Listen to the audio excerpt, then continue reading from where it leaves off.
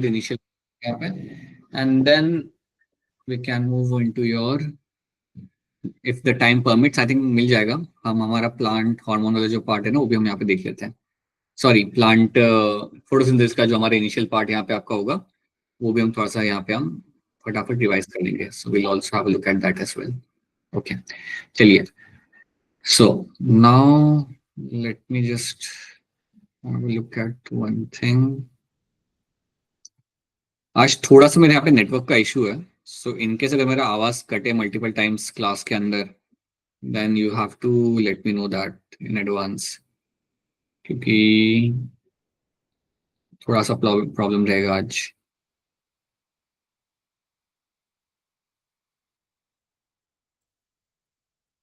May be because of Makar Sankranti.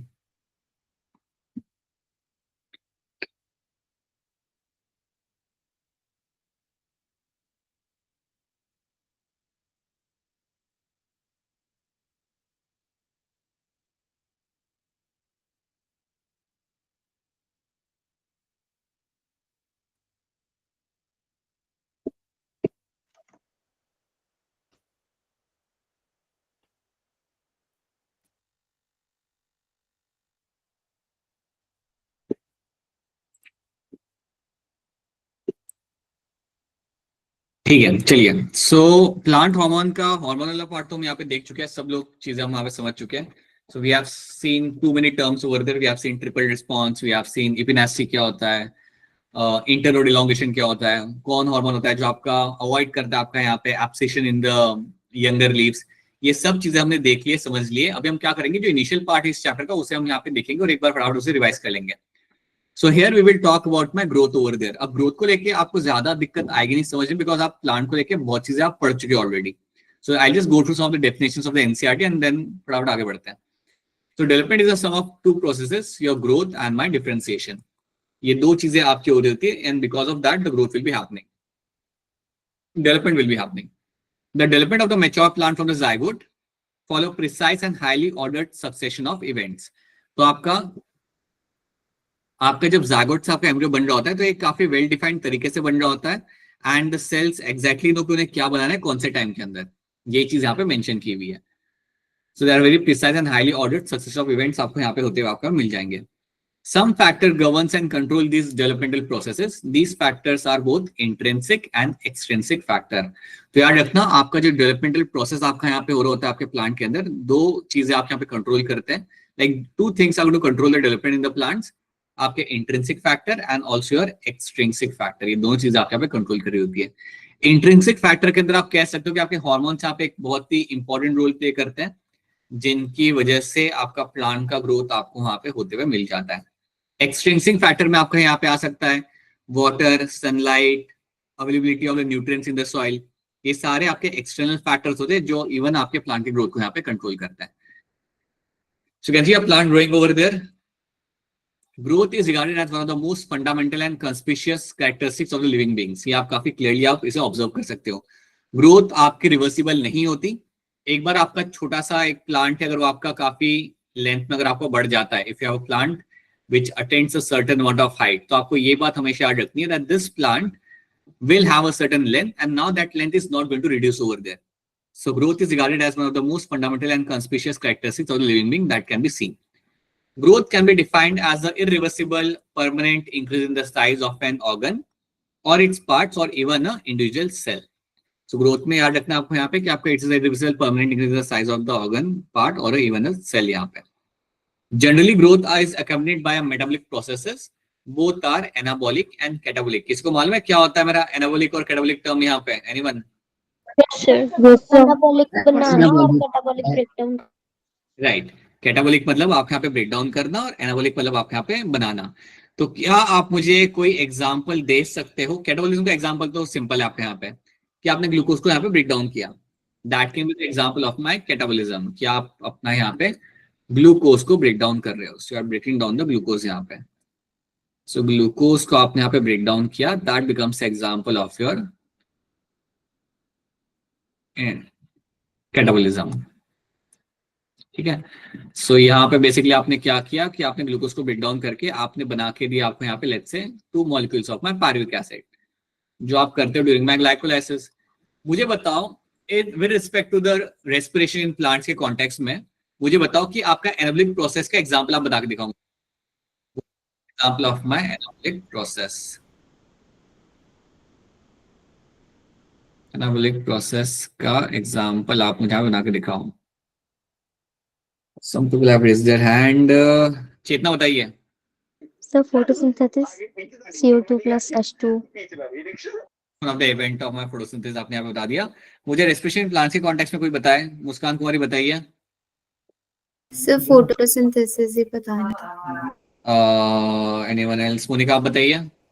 Sir acetyl CoA से जब fatty acids बनते हैं वो एग्जांपल होता है एक, और राइट जो सक्सिनाइल कोए से पोरफायरिन बनता है वो भी एग्जांपल होता है। Right, very true.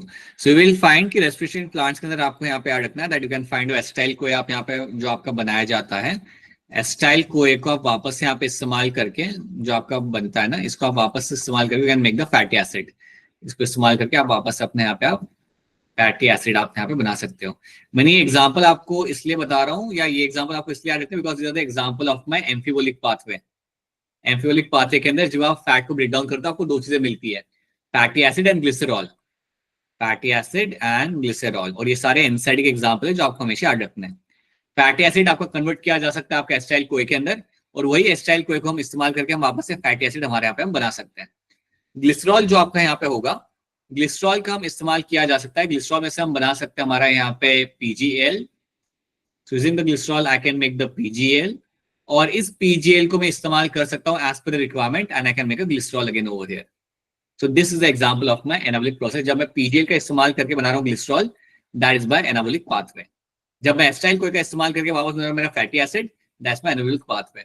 अब ये एग्जांपल मैं इसलिए वापस से मेंशन कर रहा हूं आपके सामने because these are the example of my amphibolic pathway के एग्जांपल बनते हैं, तो ये आपको मालूम होने चाहिए।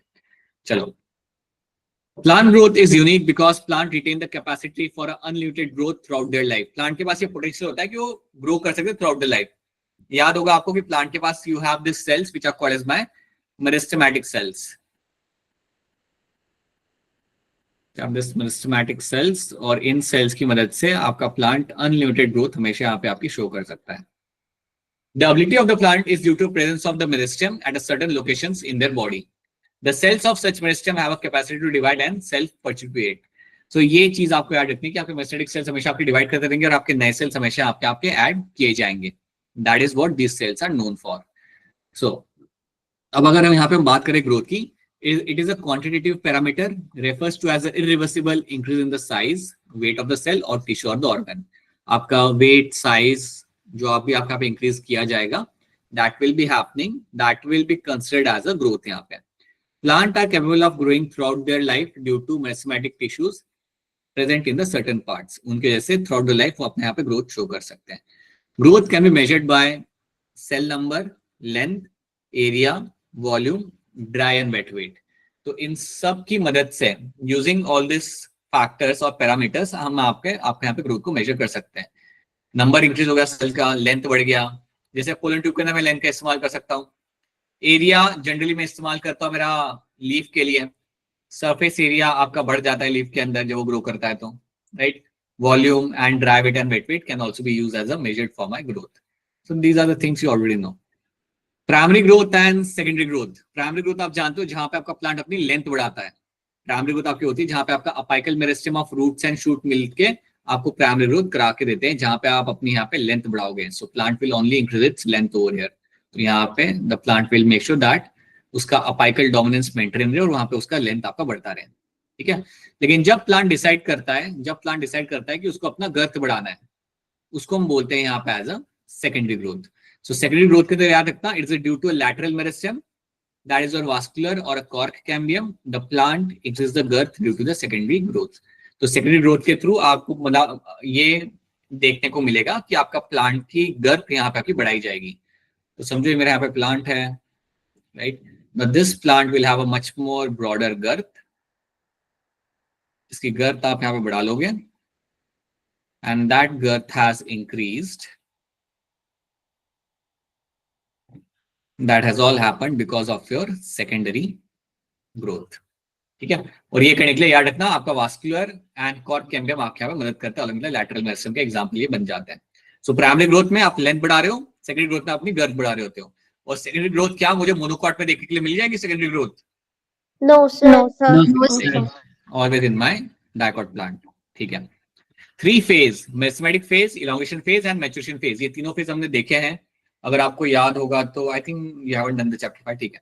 सो we have this 3 phase in the growth of the plant. Meristematic phase में क्या होता है? You have this cells, meristematic cells, और ये बस अपना डिवाइड करके अपना नंबर बढ़ाते हैं। They constantly dividing cell both at the root apex and the shoot apex, आपके दोनों टिप के ऊपर, चाहे आपका शूट का टिप हो चाहे आपके यहाँ पे रूट का टिप हो। इन दोज एरियाज के अंदर you will have this meristematic cells आपको मिलेंगे यहाँ पे देखने के लिए, and this cell just keep on dividing and this keep on adding the cells. ये रिप्रेजेंट आपके करते हैं आपका यहाँ पे meristematic phase of the growth. They represent your meristematic phase of the growth. You will have a apical meristem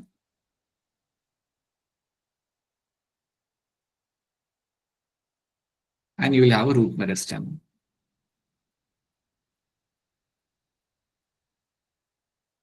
The cells in this region are rich in the protoplasm. यहाँ पे आपको प्रोटोप्लाज्म आपको काफी मिल जाएगा। They possess a large conspicuous nucleus.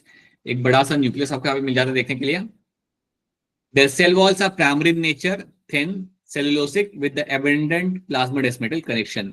ये trait याद रखना, ये ट्रेट कई बार आपके सामने एज अ स्टेटमेंट आ सकता है कि मेरिस्टेमेटिक सेल्स के अंदर आपको क्या कैरेक्टर आपको मिलते हैं देखने के लिए। So meristematic cells will have a trait of they have a wall which is primary in nature, thin होती है वॉल आपके यहाँ पे, सेलुलोज से बनी हुई होती है, and they have a abundant plasmodesmatal connection.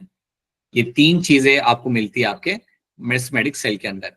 इसके साथ साथ they are rich in protoplasm, और इनमें आपको मिलता है आपका वेल डिफाइंड बड़ा सा न्यूक्लियस। कॉन्स्पिशियस मतलब एक बड़ा सा न्यूक्लियस आपका मिल जाता है। ये बातें आपको याद रखनी है जब भी आपके सामने मेरिस्टेमेटिक सेल्स का जिक्र किया जाता है। लार्ज प्रोटोप्लाज्म, बड़ा nucleus, they will have thin walls and they will have a high amount of plasmodesmatal connection. इतनी चीज आप यहाँ पे याद रख सकते हो। चलो, so you can see over here, आप यहाँ पे देख सकते हो, you can see the 3 phases. You have the region of meristematic activity. यहां से आपके सेल्स डिवाइड कर करके ऐड किए जाएंगे। अब यहाँ पे जो आपके सेल बनाए जाते हैं, they will reach in the region of elongation. अब रीजन ऑफ इलॉन्गेशन में होता क्या है? आपके सेल का शेप चेंज किया जाता है। समझो you have this meristematic sales, समझो यू हैव ओवर हियर आपके मेरिस्टेमेटिक सेल्स। इन सेल्स ने आपको कुछ सेल्स बना के दिए, और वो सेल्स फ्यूचर में बनाएंगे आपका रूट हेयर। तो इन सेल्स ने आपको कुछ सेल बना के दिया आपके यहाँ पे, और ये फ्यूचर में रूट हेयर बनाएंगे। तो आपको क्या करना पड़ेगा? इन सेल्स का लेंथ आपको यहाँ पे इंक्रीज करना पड़ेगा। You have to increase the length of this particular cells. इसे हम कहते हैं इलोंगेट करना। So when you increase the length of the cells you call them as elongate करना। इनको यहाँ पे आपने इनको यहाँ पे इलोंगेट इसलिए किया ताकि वो एक स्पेसिफिक फंक्शन कर सके। तो इसको हम बोलते हैं यहाँ पे द रीजन ऑफ इलोंगेशन। तो यहाँ पे क्या हो रहा है? We are doing some modification with the cell. यहाँ पे हम क्या करें? We are doing some modifications, we are doing some modifications with cell. Simple सी बात है बेटा, अगर मैं चाहता हूँ कि मेरा सेल आगे जाकर रूट हेयर बने तो मुझे लंबे लंबे सेल बनाने पड़ेंगे। तो वही चीज आप यहाँ पे की जाती है। आप सेल को एक वेल डिफाइंड शेप अपना यहाँ पे देते हो। सेल वॉल के अंदर आप कुछ चेंजेस यहाँ पे करोगे ताकि फ्यूचर में ये रूट हेयर का काम कर सके। एंड उसके बाद you will have the region of maturation. So region of elongation के बाद you will have a region of maturation. एक बार आपका मैच्योरेशन हो गया, दैट मीन्स आपके सेल का एक वेल डिफाइंड रोल आपको मिल चुका है। तो जो भी आपके यहाँ पे रूट हेयर है, they all are my differentiated cells. ये मेरे वो सेल हैं जिनका अब एक पर्टिकुलर रोल रहेगा थ्रू आउट द लाइफ। इनका यहाँ पे काम रहेगा to absorb the water and minerals. तो आपको हमेशा याद रखना है कि रीजन ऑफ मेरिस्टेमेटिक एक्टिविटी के अंदर आपके सेल डिवाइड करते हैं, फिर वो सेल्स ऐड करे जाते हैं और वो आपके आते हैं रीजन ऑफ इलॉन्गेशन के अंदर। रीजन ऑफ इलॉन्गेशन के अंदर आपको क्या मिलता है देखने के लिए? दैट यहाँ पे आपके सेल्स का शेप आपके यहाँ पे चेंज होगा। The shape of the cell is going to change, they will get elongated. And then you have your region of maturation, जहां पे आपका cell will have a particular function. So they have undergone differentiation, they have undergone your differentiation। इनका यहाँ पे हो चुका है। अब जब मैं कह रहा हूँ कि यहाँ पे डिफरेंशिएशन यहाँ पे हो चुका है, that means they will perform certain role throughout the life. एक पर्टिकुलर काम इन्होंने करना आपका थ्रू आउट द लाइफ के अंदर। तो ये मेरे 3 जोन मेरे यहाँ पे आ जाते हैं।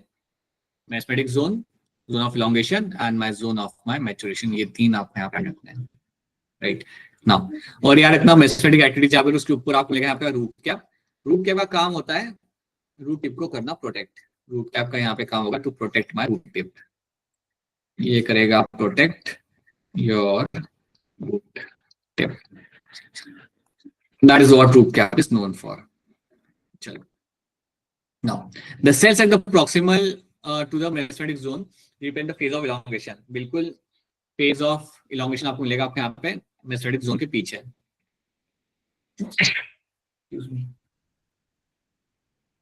Increased vacuolization, cell enlargement and new cell wall deposition are the characteristics of the cells in this phase.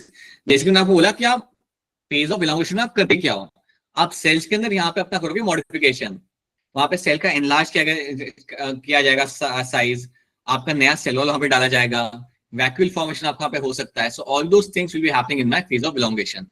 तो इलांगेशन वाले फेज के अंदर याद रखना आप सेल के अंदर मॉडिफिकेशन करते हो as per it's requirement in future, जैसे उसकी फ्यूचर में रिक्वायरमेंट होगी उस हिसाब से आपने उसे वहां पे इलोंगेट करना है, उसका उसके अंदर आप वहां पे चेंजेस करने आपको मिलेंगे। Then we have a term like my growth rate. अब ग्रोथ रेट की जब आप यहाँ पे बात करते हो आपको दो टाइप की ग्रोथ आपको यहाँ पे मिल जाती है। You have a arithmetic growth and you have a geometric growth. तो चलिए देखते हैं क्या होती है मेरे यहाँ पे अरिथमेटिक ग्रोथ मेरे यहाँ पे क्या होती है। सो जब भी आप बात करते हो अरिथमेटिक ग्रोथ तो यहाँ पे आपका क्या होगा, you have a single cell, ये सेल आपको डिवाइड करके आपको बना के दे रहा है यहाँ पे दो सेल। अब जब दो सेल आपको यहाँ पे मिले, one of the cell will undergo differentiation. जब आपको दो सेल यहाँ पे आपको बन के मिल जाते हैं तो याद रखना एक इनमें से जो सेल होगा दैट विल अंडरगो डिफरेंशिएशन। मतलब ये कुछ ना कुछ अब रोल प्ले करेगा थ्रू आउट द लाइफ। और जो दूसरा सेल होगा वो डिवाइड करेगा, that will just keep on dividing. वो बोलेगा कि नहीं यार मेरे को डिवाइड करना है, it will divide. This cell will undergo division and again will form the two sales.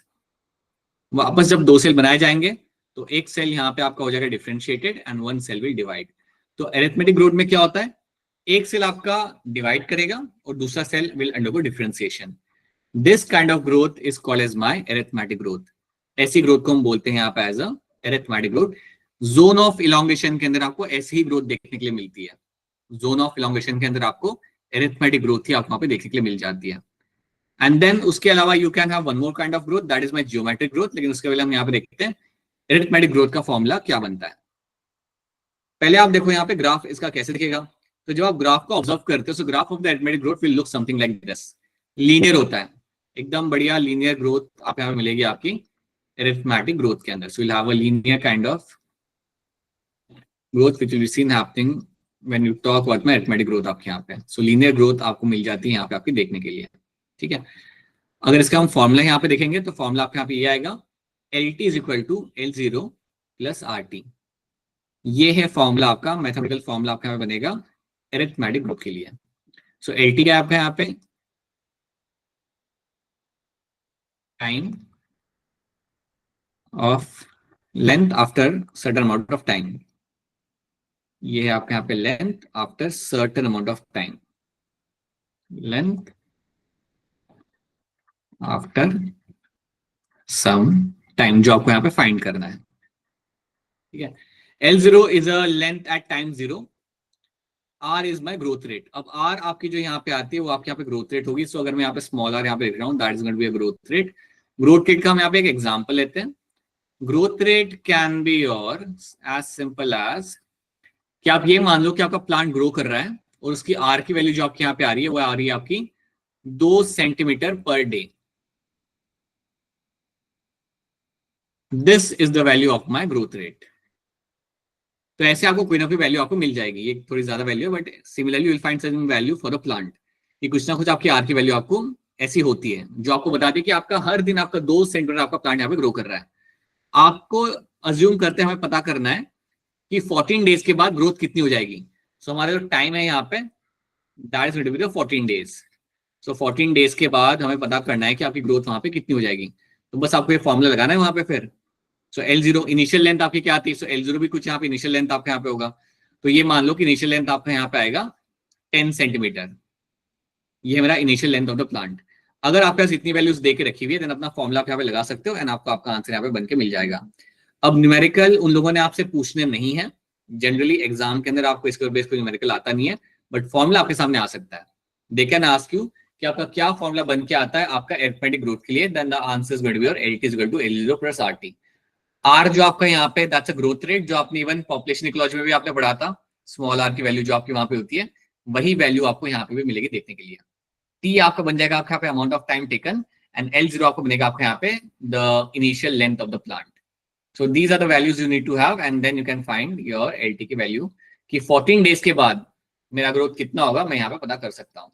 This is what my arithmetic growth looks like. आपको फॉर्मूला यहाँ पे याद रखना है, and you have to know कि यहाँ पे हो क्या रहा है। वन सेल डिवाइड्स, दूसरा सेल यहाँ पे मैच्योर हो जाएगा। That's what you find happening in this. Then you have a geometric growth. अब जियोमेट्रिक ग्रोथ आपकी सबसे रियलिस्टिक ग्रोथ होती है। यहाँ पे आपको क्या मिलेगा, you have a cell, this cell will undergo division and will give rise to two cells, और ये दोनों सेल डिवाइड करेंगे फ्यूचर में। Both the cells have this potential to divide. तो यहाँ पे होता क्या है, ऐसा नहीं कि एक आपका हो रहा है डिफरेंशिएट, यहाँ पे both the cells will undergo division and will keep on increasing their number.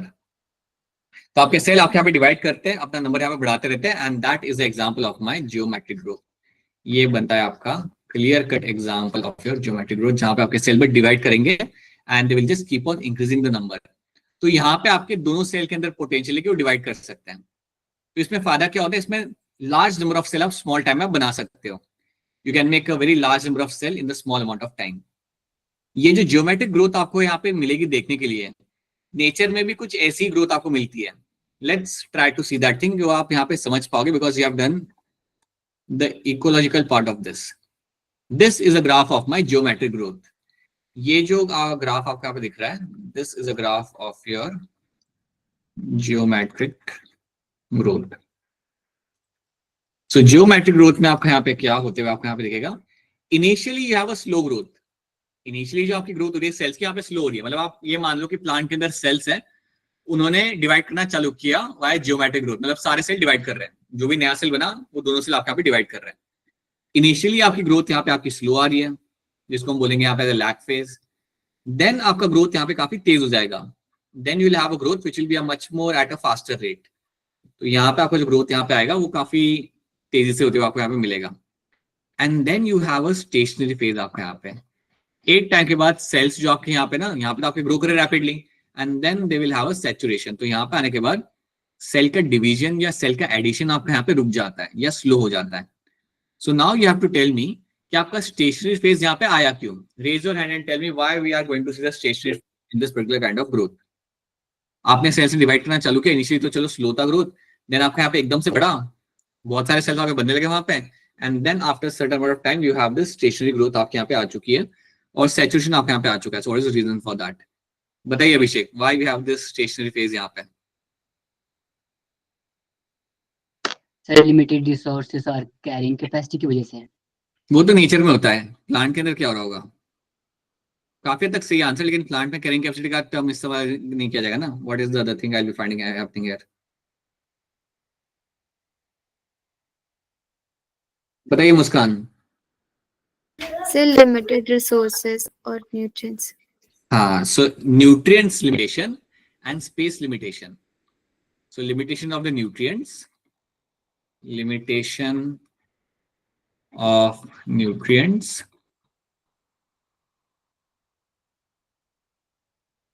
and space. ये दो चीजें कंट्रोल करती है, और इसकी वजह से आपके cells they just don't keep on dividing. आपके पास यहाँ पे न्यूट्रिएंट्स के यहाँ पे लिमिटेशन आपको मिलेगा यहाँ पे, बिकॉज न्यूट्रिएंट्स तो आपके प्लांट के अंदर लिमिटेड ही होंगे हमेशा से। तो एक टाइम के बाद आपका सेल का ग्रोथ यहाँ पे आपका कम हो जाएगा या काफी स्टैग्नेंट हो जाएगा। और स्पेस भी याद रखना, जगह भी तो होनी चाहिए, अगर जगह ही नहीं तो आपके सेल्स कैसे आप ऐड करोगे? तो space and nutrient limitation is a reason, because of that you will have a stationary phase आपका यहाँ पे। अब ये बात आप जानते हो कि ये सेम ग्राफ, सिग्मोइडल ग्राफ आपका सच्ची बैठता है आपके नेचर के अंदर। चाहे मैं पढ़ रहा हूँ पॉपुलेशन ऑफ माई एलिफेंट, या पॉपुलेशन ऑफ माई डियर, या पॉपुलेशन ऑफ माई पीकॉक, सबके लिए ये सेम ग्राफ आपको मिलेगा नेचर के अंदर। So it is a much more accepted kind of growth. ये ग्राफ और ये जो ग्रोथ है आपके यहाँ पे, ये ओवरऑल तरीके से हर तरीके से एक्सेप्ट की जा सकती है। So this my sigmoidal curve.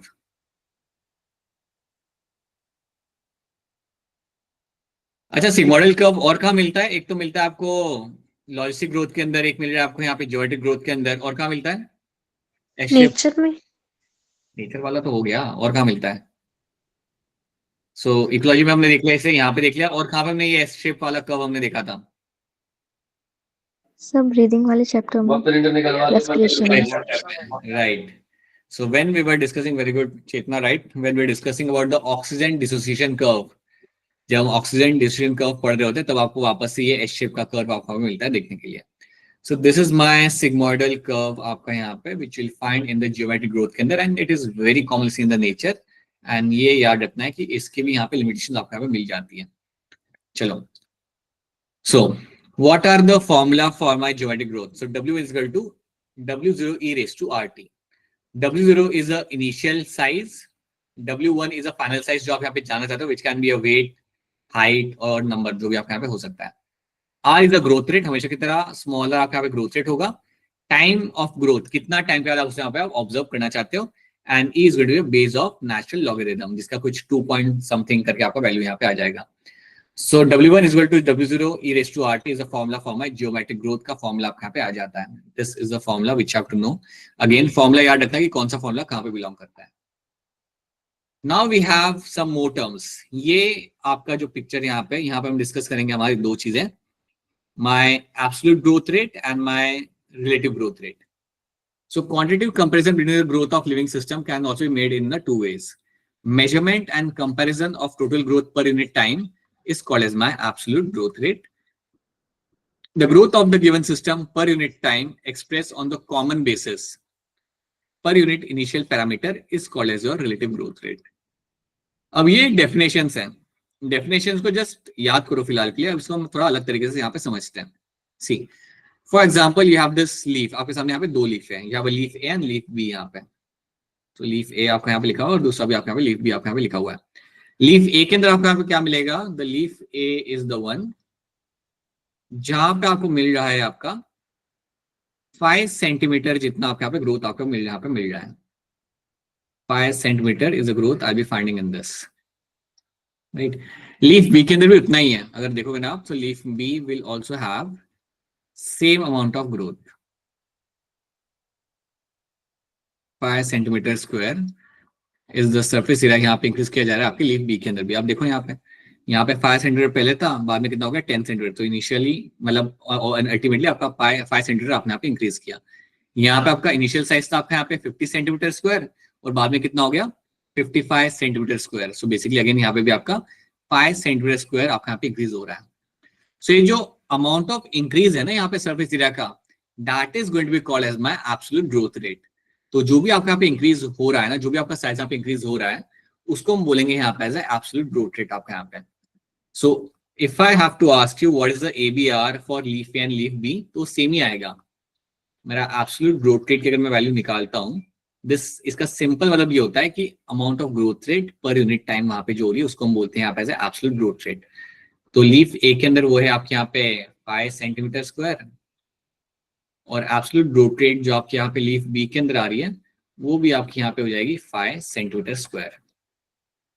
लेकिन जब मैं पता करने की कोशिश करता हूँ मेरा रिलेटिव ग्रोथ रेट, तब यहाँ पे कंडीशंस आपके यहाँ पे चेंज हो जाएगी. When I say that I have to find my RGR, तो इसको मैं कैसे फाइंड करूंगा? इसको फाइंड करने का तरीका आपका यहाँ पे ये है, RGR is equal to absolute growth rate, एक सेकेंड,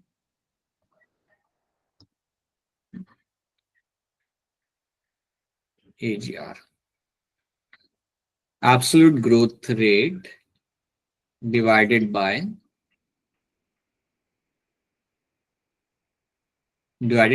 initial size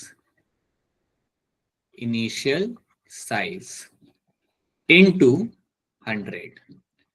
तब मुझे मेरा आरजीआर का वैल्यू मुझे यहाँ पे मिलेगा. सो रिलेटिव ग्रोथ रेट का आप क्या करते हो, आप इनिशियल साइज के साथ यहाँ पे आप डिवाइड करोगे.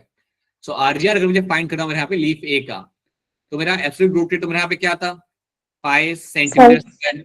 हाँ, इनिशियल साइज मेरे यहाँ पे क्या था 5. इनिशियल साइज मेरा 5 था ना यहाँ पे. हाँ राइट, इनिशियल साइज मेरे यहाँ पे 5 सेंटीमीटर था मेरे यहाँ पे. And then you have to do it into 100. Basically आपके यहाँ पे क्या आएगा, जो वैल्यू आपके आएगी ना, that's value in the percentage. 100 जो मैंने आप मल्टीप्लाई किया हुआ है to get value in percentage. So 100% मेरा यहाँ पे ग्रोथ मुझे यहाँ पे देखने के लिए मिल जाएगा, मतलब पूरा वो डबल हो चुका है वहाँ पे, पहले 5 था और आइडेंटिटी और आपका 5 हो चुका है। सो दैट्स 100% ग्रोथ आपको मिलेगी यहाँ पे देखने के लिए, राइट। सिमिलरली मैं यहाँ पे क्या करूंगा, अगर मुझे आरजीआर की वैल्यू मुझे राइट साइड में फाइंड करनी है, same thing I will do in this, कि RGR is equal to your AGR, formula आपके यहाँ पे सेम रहेगा, तो डायरेक्टली मैं यहाँ पे नंबर डालता हूँ। So my 5 centimetre square upon 50 centimetre square into your 100। जब मैं इसको यहाँ पे कैलकुलेट करूंगा, so I will get the answer is going to be your, ये आपका यहाँ पे जाएगा 51 52 10%। 10% आपका यहाँ पे बनेगा आपका ग्रोथ यहाँ पे। सो इवन दो आपकी दोनों की यहाँ पे एब्सोल्यूट ग्रोथ रेट आपके यहाँ पे सेम है, but relative growth rate initial size के हिसाब से आपके यहाँ पे कम आ रही है। लीफ बी के अंदर आपका रिलेटिव ग्रोथ रेट आपका सिर्फ यहाँ पे 10% हो रहा है। ऑन द अदर हैंड आपका आरजीआर आपका लीफ ए के अंदर आपका जो हो रहा है वो आपका बिल्कुल आपका 100% आपका यहाँ पे मिलेगा देखने के लिए। सो याद रखना कि आप आरजीआर को कैसे फाइंड करते हो, और एजीआर तो आपको ये लाइक मिल जाएगा, वो तो आपको डायरेक्टली आपको वहां पे मिल जाएगा। आपका absolute growth rate is something you will find right in the beginning itself, जो आपका ग्रोथ रेट वहां पे हो रहा है, that value is my value of my AGR. तो ये एक चीज आप यहाँ पे याद रख लेना, और याद रखना जब भी आप इसे 100 से मल्टीप्लाई करोगे, ये हमें जो वैल्यू मिलेगी, that value is not centimetre square की वैल्यू नहीं होगी, दैट्स अ परसेंटेज वैल्यू। आपको परसेंटेज की वैल्यू आपको यहाँ पे मिलेगी देखने के लिए। So this is one thing you have to know in terms of my RGR and AGR को लेके, आपको ये एक बात आप यहाँ पे याद रखना। बाकी फॉर्मूला तो आपको मगअप करनी है, which is the definition has to be mugged up over here, which can become a potential question for you, जो last time भी आपकी आ चुकी थी। Now, what are the conditions of growth? Water is essential and also required for the enzymatic activity. So water के बगैर आपका growth हो नहीं सकता। Something we are all familiar with this, that without water you cannot have any kind of growth because you need water for enzymatic activity. Turgidity helps the cell to grow. अब जब मैं बात करता हूँ, जब मैं यहाँ पे जिक्र कर रहा हूँ टर्जिडिटी के बारे में, मुझे बताओ उस मोनोकॉट प्लांट के बारे में जिसके अंदर हम टर्जिडिटी की बात करते थे, उसकी कहानी क्या थी? मोनोकॉट लीफ की कहानी क्या थी in terms of my turgidity of the cell? बताइए अभिषेक, बोलिए। Sir bulliform cells. क्या करते थे वो, अच्छे से बताओ। सर जब वाटर होता था तो वो टर्जिड हो जाते थे सर, और जब वाटर की कमी होती तो कर्ल हो जाते थे सर। हाँ, तो जब वाटर होता था तो उसका एडवांटेज क्या होता था उन्हें, मतलब टर्जिड होने का फायदा क्या होता था उन्हें वहां पे? ताकि वाटर का लॉस कम हो। टर्जिड होने का फायदा ये होता था कि वो लीफ को ओरिएंट कर सकते थे सही तरीके से, ताकि आपका लीफ आपका आराम से यहाँ पे अपना फोटोसिंथेसिस अपना यहाँ पे कर पाए। और जब आपका वाटर लॉस वहां पे होता था तो उन्हें कर्ल करने का पर्पस ये था ताकि आप वाटर लॉस को वहां पे अवॉइड कर सको। तो ये भी याद रखना, the whole idea of having bulliform cell turgid, मतलब आप लीफ का ओरिएंटेशन आपका इस तरीके से रहेगा ताकि वो आराम से अपना फोटोसिंथेसिस वहां पे आपका वो कर सकता है। ठीक है, हाँ बिल्कुल साक्षी, वो वेल एक्सपोज आपका रहेगा and it can do the photosynthesis. ठीक है, then oxygen is required for the respiration and metabolism of the organic compound to release the energy required for the growth, we know that. Macro and macronutrients की जरूरत यहाँ पे होती है as energy source for the synthesis of the protoplasm, इनके अगर आपका काम नहीं चल सकता। You need optimum temperature range and environmental signals such as light and gravity also affect the growth. मुझे बताओ, अगर टेम्परेचर आपका हाई हुआ एनवायरमेंट के अंदर तो कौन से प्लांट ज्यादा बेटर बिहेव करेंगे, C4 प्लांट्स या C3 plants? C4 plant. C4 plants. C4 plants, हमेशा the answer is going to be my C4 plants आपके ज्यादा बेटर बिहेव करेंगे। ठीक है, अगर आपका CO2 का लेवल बढ़ा, समझो आपका CO2 का लेवल एटमॉस्फेयर के अंदर गया अराउंड 0.05% तक गया, तो कौन ज्यादा बेनिफिट यहाँ पे करेगा, C3 प्लांट्स या C4 प्लांट्स? C3. सोच के बोलो। It is going to be your C3 plants. याद रखना, हमेशा आपके C3 प्लांट्स को फायदा होगा अगर CO2 का लेवल बढ़ा तो। और ऐसा क्यों हो रहा है, why C4 plants are not getting benefited over there?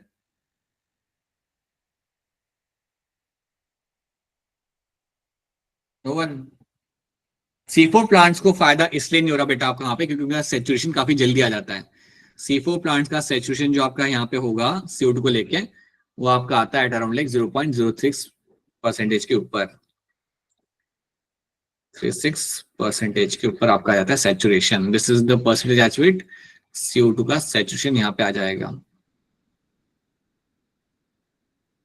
Revise नहीं किया क्या आप लोगों ने ब्लैकमैन्स लॉ ऑफ लिमिटिंग फैक्टर? बता दो नहीं किया है, बता दो जल्दी जल्दी बोलो। नहीं सर, किया नहीं। नहीं किया क्या? ओके ठीक है, ऑलराइट, चलो कोई बात नहीं, हम बाद में देख लेंगे इसे। Okay, now let's see this three terms यहाँ पे। इन तीनों टर्म्स को हम यहाँ पे देखते हैं, बड़े ही आसान टर्म है, पे अटेंशन, आपको समझ आ जाएंगे। सी, इन टर्म्स में बेसिकली यहाँ पे आपका हो ये रहा है, they are very simple to understand, just try to pay attention to few things. Imagine आपके पास है यहाँ पे आपके meristematic cells, imagine you have some meristematic cells आपके यहाँ पे प्रेजेंट है अपाइकल रीजन में। assume that these are my apical meristem, यहाँ पे मेरे यहाँ पे अपाइकल मेरिस्टेम। अपाइकल मेरिस्टेम में आपके यहाँ पे कुछ सेल्स हैं, ये डिवाइड करते हैं and they can give rise to some more cells, they can divide and they can give rise to some more cells and those more cells are my parenchymatous cells. तो ये sales ने divide किया और आपको एक नए sales बना के दिया, और कौन से सेल्स इन्होंने यहाँ पे बना के दिया आपको? यहाँ पे they give us some kind of my parenchymatous cells. तो यहाँ पे आपको जो सेल्स बन के आपको यहाँ मिले, they are my all parenchymatous cells. So these are my parenchyma. Now you know what are my parenchyma. आप जानते हो parenchyma, आपने ये टर्म सुना है जब हमने एनाटॉमी हमारे यहाँ पे पढ़ा था। parenchyma आपके यहाँ पे बन चुका है। Now parenchyma will have a well defined role. एक बार आपने parenchyma बना दिया, so these are my differentiated cells. आपने कुछ ऐसे सेल बना दिए जिनका कुछ ना कुछ काम होगा throughout the life. मतलब parenchyma का जनरली आपका काम होता है स्टोरेज और सिक्रेशन करना, स्टोर करना, सिक्रेशन करना। लीफ में हुए तो ये they can also do the photosynthesis, ठीक है।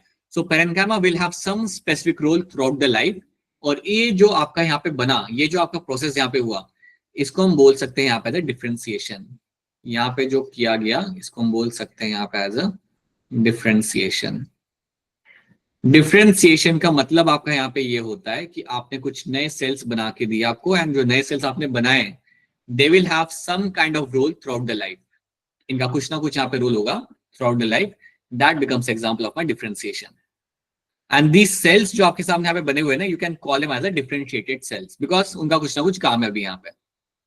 अब होता क्या है, जनरली प्लांट के अंदर एक इंटरेस्टिंग चीज आपको ये मिलती है कि जो आपके डिफरेंशिएटेड सेल्स होते हैं, they can regain the potential to form something new.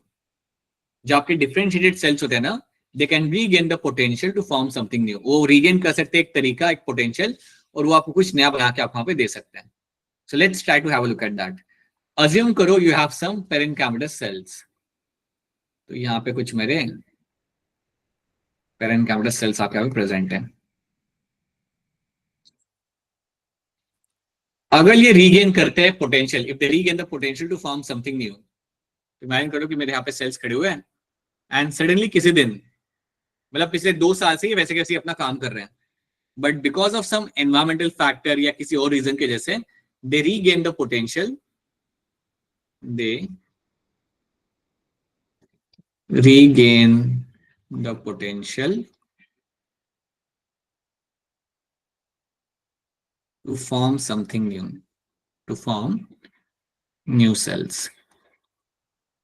अगर ऐसा होता है, इसको हम बोलते हैं यहाँ पे डी डिफरेंशिएशन। जो मेरे यहाँ पे सेल्स थे, now they have turned into something else, ये अब कुछ और बन चुके हैं, ये कोई दूसरे सेल में यहाँ पे कन्वर्ट हो चुके हैं, एंड जो जिस सेल में ये कन्वर्ट हो चुके हैं they have a potential to form something new. अब मैं आपको यहाँ पे एक एग्जांपल दूंगा जिससे आप रिलेट कर पाओगे, जिससे आप समझ पाओगे कि यहाँ पे डी डिफरेंशिएशन का एग्जांपल यहाँ पे आपका क्या बन सकता है। आपने एनाटॉमी ऑफ फ्लावरिंग प्लांट्स आपने पढ़ा हुआ है। आप मुझे बताओ, आपके डाइकोट स्टेम के अंदर वास्कुलर बंडल के बीच में आपको क्या मिलता था?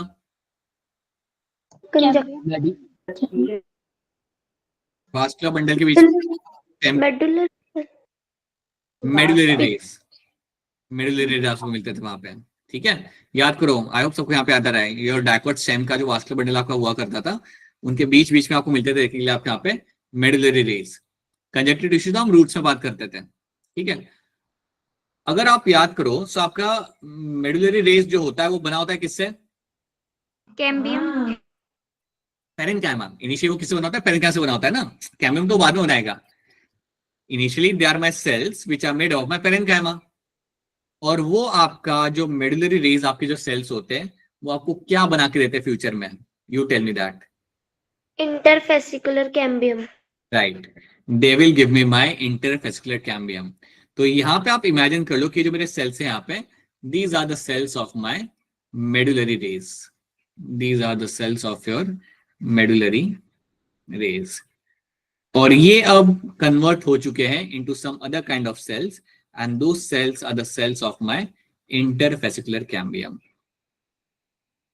ये आपके they have regain the potential, ये जो सेल्स है ना मेरे यहाँ पे, they have regained the potential and they have turned into something else, and these cells are nothing but my cells which are going to be called as your cells of interfascicular cambium, interfascicular cambium। तो यहां पे मैं कह सकता हूं that these cells have regained the potential to form something new। अब interfascicular cambium जो आपका यहाँ पे होता है, it can form something new ना। तो ये जो आपका यहाँ पे हुआ, जब आपके सेल्स जो ऑलरेडी वेल डिफरेंशिएटेड सेल्स थे, they have regain the potential to form something new, इसको हम यहाँ पे बोलेंगे एज अ डी डिफरेंशिएशन। ये जो आपका यहाँ पे हुआ, इसको मैं यहाँ पे काफी क्लियरली बोल सकता हूँ as a dedifferentiation. I can call this as a de-differentiation। de-differentiation आपके यहाँ पे हो चुका है, मतलब आपके जो सेल्स बन चुके हैं, these are the example of my de-differentiated cells। So my cells have regained the potential to form something new, and those cells are my interfascicular cells, या जिन्हें मैं even कह सकता हूँ as a de-differentiated cells आपके यहाँ पे। तो पहले ये बताओ, क्या ये दो definitions पहले आपके यहाँ पे समझ आ रही है? Are these two definitions clear to all of you? Yes, sir. Yes, sir. ये आपको क्लियर कट सबको मालूम रहना चाहिए कि यहाँ पे आपका क्या हुआ, और ये एग्जाम्पल याद रख लेना, बिकॉज ये एग्जाम्पल आपके सामने एज अ सवाल आपका आ सकता है कभी भी। So please make sure that you remember this example as well. Once we are done with the dedifferentiation, आपके यहाँ पे कुछ सेल्स आपके यहाँ पे बन चुके हैं। नाउ व्हाट विल हैपन, अब ये जो सेल्स आपके यहाँ पे बन चुके हैं, they can form something new. Let's do that thing. आपका यहाँ पे यहाँ से इस एग्जाम्पल को हम यहाँ पे एक्सटेंड करते हैं। You have your interfascicular cambium के सेल्स आपके सामने यहाँ पे लगे हुए हैं, which are my de-differentiated cells, and now they can form, because अब तो उनके पास potential, you know, cambium has a potential to always form something new। Cambium are like nothing but my some meristematic cells, so it has a potential कि आपको कुछ नया बना के देगा। तो ये जो आपके सेल्स है, आपको क्या नया बना के देंगे? तो याद रखना, ये जो मेरे यहाँ पे सेल्स होते हैं, they will give you something called as my secondary xylem, आपको बना के देंगे। They will make the secondary xylem, and they can make my secondary phloem। ये मुझे यहाँ पे मेरा सेकेंडरी जाइलम और सेकेंडरी फ्लोएम मुझे यहाँ पे बना के देंगे, और जब आपका सेकेंडरी जाइलम और सेकेंडरी फ्लोएम आपके यहाँ पे बन के मिल जाए इनमें से, this is example of my रीडिफरेंशिएशन। तो इन सेल्स ने आपको कुछ नया यहाँ पे बना के दिया, एंड दैट नया is again a group of cell जिनका कोई पर्टिकुलर रोल होगा। Secondary xylem will have some kind of role, secondary phloem will have some kind of role, but जो इन्होंने यहाँ पे किया, that is called as my redifferentiation. इसको हम बोलेंगे यहाँ पे as a रीडिफरेंशिएशन।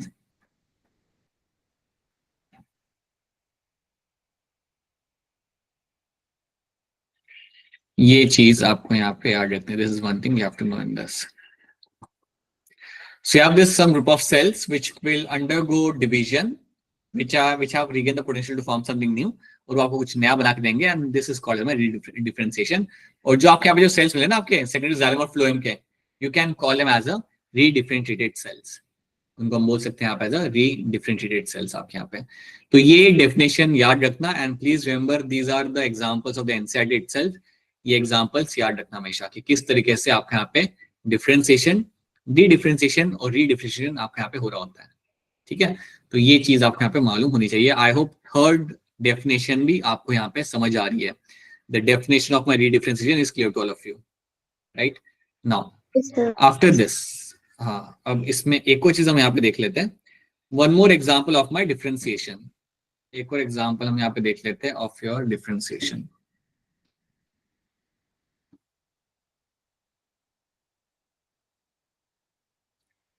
Assume that again you have some meristematic cells आपके यहाँ पे, और वो डिसाइड करते हैं। So again this are my meristem. ये डिसाइड करते हैं कि हम बनाएंगे हमारे यहाँ पे tracheary elements. They are decided to make the tracheary elements. Tracheary elements मतलब आप यहाँ पे बनाओगे अपने यहाँ पे जाइलम वेसल्स, जाइलम बनाने का आपका यहाँ पे प्लान है। दैट्स माय ट्रैक्टरी एलिमेंट, जिनका काम होता है वाटर को कंडक्ट करना। तो जब भी डिसाइड करके इन्हें ट्रैक्टरी एलिमेंट्स बनाने हैं, तो इसका मतलब क्या, ये सेल्स आपको कुछ ऐसे सेल्स बना के देंगे which will be elongated, they will make some cells. पहले तो आपको कुछ सेल्स बना के देंगे एंड दो सेल्स विल अंडरगो इलोंगेशन। आप जानते हो कि आपका जाइलम कैसा होता है, लंबा सा होता है, जाइलम वेसल आपके लंबे लंबे सेल्स होते हैं। So they will make some cells which will be elongated cells. आप यहाँ पे ये बात समझो कि जब आपके कुछ नए सेल्स बनाए जाते हैं, they have to undergo modification. तो वो डिफरेंशिएटेड होने के वजह उसके अंदर आपको कई सारे चेंजेस होते हुए आपको वहां पे मिल लेंगे। तो जब आपने ये सेल बनाया, अब एक बात बताओ, जब हम जाइलम वेसल बनाते हैं, when we make the vessels, when we make the vessels, vessels के अंदर क्या आपको प्रोटोप्लाज्म मिलता है? Will the vessels have the protoplasm? No sir. No, sir. They will have no protoplasm. So कोई प्रोटोप्लाज्म आपको यहाँ पे देखने के लिए नहीं मिलेगा। तो अंदर जो भी प्रोटोप्लाज्म होगा उसका आप निकाल दोगे।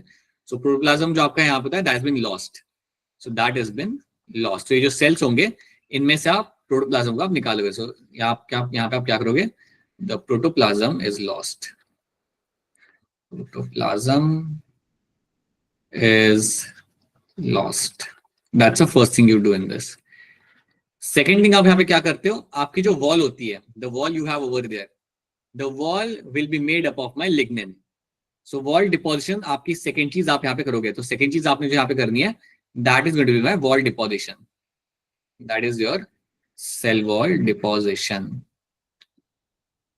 जब मैं कह रहा हूं कि आप यहाँ पे करोगे अपने यहाँ पे cell wall deposition, that means what, कि आप सेल वॉल के अंदर अपना यहाँ लिग्निन लगाना चालू करोगे। याद रखना, आपके जाइलम वेसल के अंदर आपको सेलुलोज से बनी हुई सेल वॉल नहीं मिलती, आपकी सेल वॉल बनी होती है आपके यहाँ पे लिग्निन से बनी हुई होती है। So that is what you will be finding happening in this. So आपकी यहाँ पे जो वॉल होगी, इसके अंदर आप यहाँ पे लिग्निन डिपॉजिट करना आप यहाँ पे आप चालू करते हो।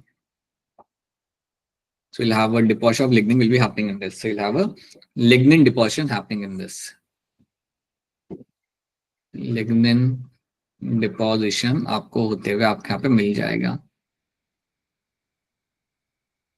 ये जो हम यहाँ पे कर रहे हैं ना, हमने प्रोटोप्लाज्म को यहाँ पे निकाल दिया, सेल वॉल यहाँ पे बनाना चालू कर दिया।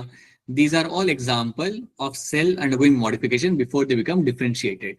जब आपने ये सब कर लिया, देन मैं कह सकता हूँ कि हाँ, मेरा सेल बन चुका है and this is my differentiated cell. So याद रखना, जब भी आपको एक नया सेल बना रहे होते हो, एज पर द रिक्वायरमेंट, उसके अंदर आपको कुछ ना कुछ चेंजेस वहां पे करने पड़ेंगे। And those changes are the one of the example of those changes is going to be ये वाला, जहां पे आप प्रोटोप्लाज्म यूज कर रहे हो, सेल वॉल को आप यहाँ पे डाल रहे हो, लिग्निन यहाँ पे ऐड कर रहे हो, मतलब सेल वॉल जब बना रहे हो तो अपने यहाँ पे, this is example of my differentiation happening in process. तो ये आपको याद रखना है। So these are the three terms, should be very clear to all of you. Differentiation, dedifferentiation and redifferentiation आपको बहुत क्लियरली मालूम होनी चाहिए। And please remember the examples. देख लो आप यहाँ पे एक बार फिर। So you will find undifferentiated cells, they differentiated cells बनाते हो यहाँ पे आपके, जो अपनी एबिलिटी खो जाते हैं, खो देते हैं डिवाइड करने की, लाइक पेरेन्काइमा, स्क्लेरेन्काइमा, कोलेन्काइमा, ये आपके इनमें से बन चुके हैं। Then they will undergo dedifferentiated cells यहाँ से बनाए जाते हैं, डिवीजन एबिलिटीज रीगेन्ड, जैसे आपका interfascicular cambium and cork cambium, ये दो एग्जांपल आपके यहाँ पे आ सकते हैं। And then what will happen, they will undergo redifferentiated cells आपके यहाँ पे बनाए जाएंगे, like your secondary xylem, secondary phloem and secondary cortex. This is what we have done in this three terms. ये एग्जांपल्स आपके सामने आ सकते हैं एज अ क्वेश्चन। याद करना, आपके पिछले टेस्ट के अंदर दो सवाल तो एटलीस्ट इसमें से आ चुके थे। सो अगले टेस्ट में भी अगर आते, then I am hoping that कि आप हैंडल कर लोगे। Next time when you get a question from this particular portion, I do hope कि आपके वो सवाल वहां पे आपके सही हो जाएंगे, राइट? बताइए इसका यहाँ पे क्या आंसर होगा? The process of growth is maximum during, raise your hand to answer this. The process of growth आपकी मैक्सिमम कब आपको देखने के लिए आपके यहाँ पे मिल जाती है? ओनली मुस्कान, क्या होगा इसका आंसर यहाँ पे? ऑप्शन ऑप्शन अगर आप मुझे यहाँ पे बता रहे हो, एंड आई होप सब लोग यहाँ पे एग्री करेंगे, that is going to be a correct answer यहाँ पे। Yes, log phase is the phase in which you will find the process of growth is going to be maximum. Typical growth curve in plant is, typically generally growth curve जो आपकी plant में होती है, आपको कैसी देखने के लिए आपके यहाँ पे मिल जाती है? So raise your hand to answer this. नए वाले बच्चे भी ट्राई कर सकते हैं बेटा, आसान सवाल है। अंशिका, अंशु बोलिए। Sir sigmoid. Sakshi Gautam? So C option. That's going to be a correct answer. So sigmoid kind of growth curve is something I'll be finding in the plants. That's true. बिल्कुल सही. ठीक है. Stationary phase occur due to. Stationary phase आपका यहाँ पे क्यों हो जाता है? Why you get to see stationary phase in the plants? बताइए Abhishek. Sir second option. I hope everyone will agree on this. It's your limited nutrient supply is going to be correct answer in this. बिल्कुल. Limited nutrient supply आपको मिलता है यहाँ पे, and because of that we'll have this stationary growth आपके यहाँ पे, right? Living organisms growing in the natural environment can be found graphically by presence of, again, a simple question. बताइए Dhanpreet. C or A option A. Option A is a correct answer. ये बिल्कुल आपको nature के अंदर भी देखने के लिए आपको इस टाइप का कर्व आपको यहाँ पे मिल जाता है, जहां पे हम लोग बात करते हैं हमारे कैरिंग कैपेसिटी की. सवाल को खुद से पढ़ेंगे आप लोग, and then you will tell me the answer by raising your hand. The question has to be read all by yourself. No help.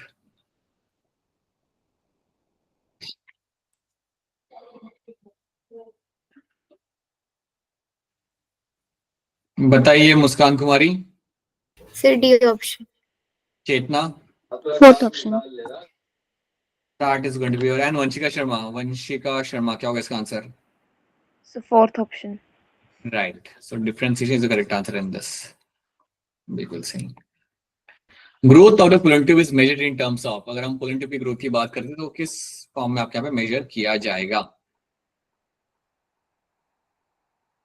बताइए Anshika Anshu. Sir option D.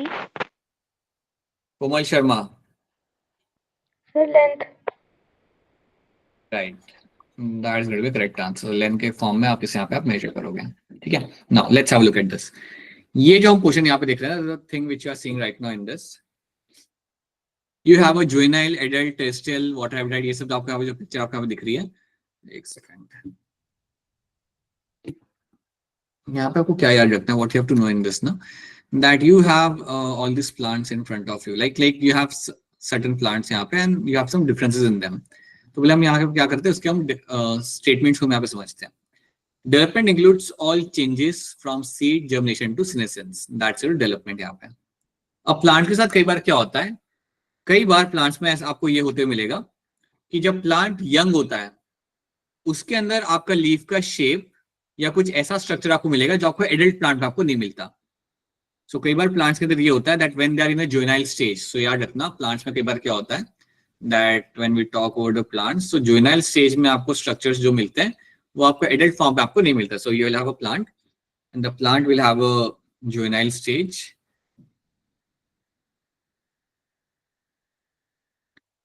Juvenile stage में जब मेरे यहाँ पे प्लांट है, सो अज्यूम करो कि इसका लीफ का शेप यहाँ पे अलग है. It will have a different kind of leaf.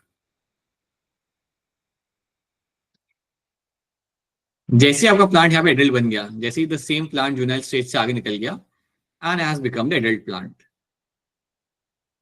It will have a different kind of leaf. ऐसा भी आपको यहाँ पे होते हुए आपको यहाँ पे मिल जाता है. Same thing can be seen happening in animals as well at times. कई बार कुछ एनिमल्स होते हैं जिनका बेबी जो होता है उसका कलर बिल्कुल अलग होता है देन द एडल्ट फॉर्म. ये बात आपने शायद कभी टीवी पे देखी होगी. चीता जो होते हैं ना, जब वो बॉर्न होते हैं they will have a white colour का फर ऑन देयर बॉडी. जब एकदम यंग होते हैं ना, उनके बॉडी पे व्हाइट कलर का फर होता है. और व्हाइट कलर का फर उनके टाइम पे इनिशियल स्टेज भी रहता है, बाद में that will convert into a like black spot on the orange body, वो आपका बन जाता है. बट इनिशियल स्टेज में they have different kind of body form, body colour. So that is also example of माई कि आपका कैसे जुवेनाइल स्टेज में आपका कुछ अलग टाइप का कलर है और एडल्ट फॉर्म में आपका अलग टाइप का यहाँ पे पैटर्न आपको मिल रहा है. सिमिलरली प्लांट्स के अंदर आपको ये देखने के लिए मिल सकता है. Juvenile stage might have a different kind of leaves, right? Excuse me. Juvenile stage में आपको कुछ इस टाइप के आपको लीव्स मिलेंगे यहाँ पे देखने के लिए, और एडल्ट फॉर्म के अंदर आपको कुछ इस टाइप के लीव्स मिलेंगे यहाँ पे आपको देखने के लिए. This is what you can find happening in them. Okay, now अगर ऐसा देखने के लिए मिलता है, if you find such kind of pathway कि आपका इनिशियल स्टेज पे कुछ और है, बाद में कुछ और होगा आपका लीफ वहां पे, this can be called as my plasticity. इसको हम यहाँ पे बोल सकते हैं एज अ प्लास्टिसिटी, जहां पे आपका डिफरेंट लाइफ फॉर्म्स आपको यहाँ पे मिल रहे देखने के लिए. Let's have a look. Plant follow different pathway in response to the environment or phase of life to form different kinds of structures. This ability is called as my plasticity. एक बार फिर देख लो, plant follows a different pathway in response to environment और phase of life to form different kind of structures. This ability is called as my plasticity. तो plasticity वाला जो trait आपको मिलेगा देखने के लिए, आपको प्लांट्स में देखने के लिए आपको मिल जाता है। अब जो एग्जाम्पल हम यहाँ पे सीखते हैं, हमने यहाँ पे एग्जाम्पल जो सीखना है, we have to learn the example in terms of the leaves. और यहाँ पे हम एक टर्म यूज करते हैं, heterophylly. So heterophylly is a term I be using here because यहाँ पे आपके लीव्स के अलग अलग फॉर्म्स आपको मिल जाते हैं। यहाँ पे आप देख सकते हो, यहाँ पे आपका लीफ अलग है, यहाँ पे आपका अलग है, तो this also becomes example of my heterophylly. Right. अब एक और बात आपको याद रखनी है यहाँ पे इसी के अंदर, कि आपकी जो प्लास्टिसिटी आपकी आपका जो मिल रही है कि लीफ प्लांट के अंदर जुवेनाइल स्टेज पे कुछ और है और एडल्ट फॉर्म में कुछ और है, राइट। ये होने के दो रीजन हो सकते हैं। So plasticity can depend on two things. आपकी जो डिफरेंट लाइफ फॉर्म्स जो आपको मिलेंगे यहाँ पे, या डिफरेंट पाथवे जो मिलेंगे ड्यूरिंग द लाइफ, इसके दो रीजन आपके यहाँ पे हो सकते हैं। एक हो सकता है एनवायरमेंट,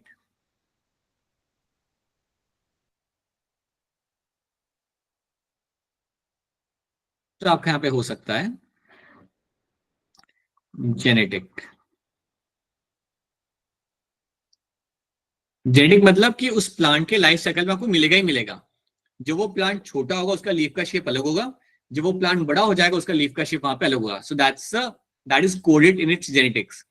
वो तो उसके लाइफ में होना ही है। तो इसको हम कहते हैं एज ए इंट्रिंसिक प्लास्टिसिटी। इसको हम बोलते हैं आप as a intrinsic plasticity. On the other hand environmental plasticity जो आपके यहाँ पे होती है ना, इसको हम बोलते हैं आप as a extrinsic plasticity. Extrinsic plasticity. तो यहाँ पे आपको क्या मिला होते हुए कि आपका एनवायरमेंट चेंज हुआ और आपका लीफ का शेप यहाँ पे चेंज हुआ। आपका एनवायरमेंट जैसे आपका पे चेंज हुआ, आपका लीफ का शेप आप वहां पे चेंज हो जाएगा। तो चलिए देखते हैं कि कौन सी टाइप की प्लास्टिसिटी आपको कौन से प्लांट्स में मिलती है देखने के लिए। So when you see the example heterophylly in buttercup, cotton, coriander and लार्कस्पर्क।